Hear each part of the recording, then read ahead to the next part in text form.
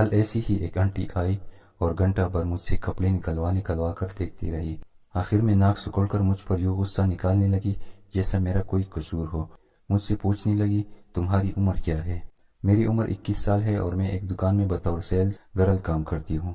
ویسے اسی دکان تو نہیں کہنا چاہیے، یہ عورتوں کی کپڑوں کا ایک بہت بڑا سٹور ہے جہاں ہر وقت رش لگا رہتا ہے۔ خاص طور پر آج کل عید کے دن ہیں تو عورتیں یوں کپڑے خریدتے ہیں جیسے مفت مل رہے ہوں، مگر ہمیشہ ایسا نہیں ہوتا۔ کبھی کبھی ان عورتوں کو تو کچھ پسند ہی نہیں آتا، بس گھوم پھر کر چلی جاتی ہے۔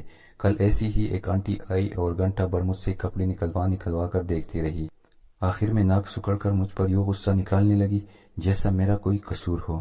مجھ سے پوچھنے لگی، تمہاری عمر کیا ہے؟ میں نے بتاتی ہوئی کہنے لگی، دیکھنے میں تو تم 18 کی بھی نہیں لگتی، کچھ کھاتی پیتی نہیں۔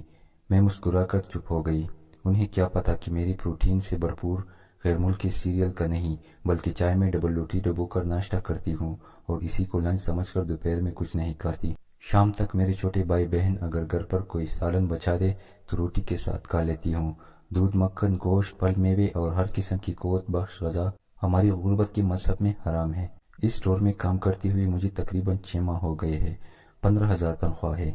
جو کچھ کرنا ہے انہی پیسوں میں کرنا ہے۔ کمپنی صرف 2 یونیفارم بنا کر دیتی ہے جو اسکارف سمیت ڈیوٹی پر پہننا لازم ہے، باقی آنا جانا کھانا پینا سب تنخواہ میں سے خود کرنا ہے۔ اسٹور میں ایک لڑکا بھی کام کرتا ہے جو موٹر سائیکل پر آتا جاتا ہے۔ نوکری کے چند ہفتوں بعد مجھے پتا چلا کہ وہ اسی علاقے میں رہتا ہے جہاں میرا گھر ہے۔ پھر ایک دن خود اس نے کہا کہ میں تمہیں واپسی پر گھر چھوڑ آیا کروں گا۔ شروع میں تو میں بہت گھبرائی، لوگ کیا کہیں گے۔ پھر سوچا کہ اگر میری 15,000 تنخواہ میں سے 2,000 آنے جانے میں لگ گئے تو پھر لوگ کیا کہیں گے۔ مہینے کے آخری دنوں میں اگر میرے بھائی بہن بھوکے سو گئے تو پھر لوگ کیا کہیں گے۔ جواب آیا کہ پھر لوگ کچھ نہیں کہیں گے۔ بس یہی سوچ کر میں نے اس لڑکی کے ساتھ اسٹور آنا جانا شروع کر دیا۔ میں اسے بھائی کہتی ہوں اور دل سے بھائی مانتی ہوں، مگر اس کے باوجود میرے ماں کی تسلی نہیں ہوئی۔ ایک دن مجھے بتائے بغیر وہ برقع اڑ کر مسجد کے مولوی صاحب کے پاس چلی گئی اور یہ مسئلہ بیان کیا۔ مولوی صاحب نے کہا کہ جوان لڑکی نامحرم لڑکے کے ساتھ موٹر سائیکل جڑ کر بیٹھ کے جانا درست نہیں ہے۔ پھر کہنے لگے کہ بہتر ہوگا لڑکی کا نکاح کسی صالح اور دیندار شخص کے ساتھ پڑھوا دو، بھلے وہ شادی شدہ کیوں نہ ہو۔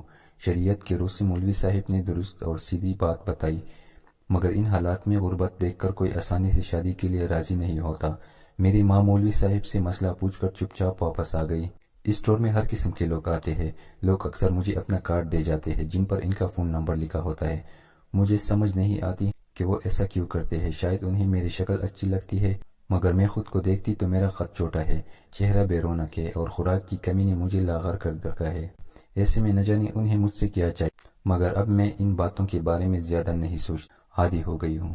ان کے جانے کے بعد کارڈ کوڑے دان میں پھینک دیتی ہوں اور مولا سے دعا کرتی ہوں کہ کبھی وہ دن نہ لائے جب مجھ سے یہ کارڈ پھینکنے سے پہلے کچھ سوچنا پڑے۔ امیر والدین کی بیٹیوں کو شاپنگ کرتے دیکھتی ہوں تو سوچتی ہوں کہ خدا نے آخر انہیں کتنا پیسہ دیا ہے جو ختم ہونے میں ہی نہیں آتا۔ ابھی کل ہی ایک ماں اپنی بیٹی کے ساتھ آئی اور کڑی 1.5 لاکھ کی خریداری کر کے چلتی بنی۔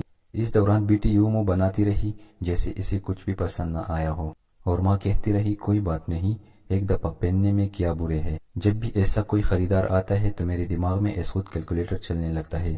میں سوچتی ہوں کہ اس عورت نے ایک سوٹ 15,000 کا خریدا ہے جو میرے ایک ماہ کی تنخواہ کے برابر ہے۔ میں نے اس تنخواہ میں پورا مہینہ زندہ رہ کر کھانا ہے، جبکہ اس عورت نے 2 مرتبہ یہ سوٹ پہن کر الماری میں لٹکا دینا ہے۔ مگر پھر فوراً ہی مبسط خیالات اپنی دماغ سے جھٹک دیتی ہوں۔ رب کی مرضی، وہ جسے چاہتا ہے بے حساب دیتا ہے۔ ہم کون ہوتے ہیں اس کی تقسیم پر سوال اٹھانے والے؟ میرے مولا کو تو سب پتہ ہے، کچھ چھپا ہوا نہیں ہے۔ وہی رازق ہے، وہی منصف، اور ایک دن میری بھی سنے گا۔ مگر پھر میرے خیالات کی روح بہک جاتی ہے اور مجھے اللہ معاف فرمائے عجیب مایوس خیال گھیر لیتے ہیں۔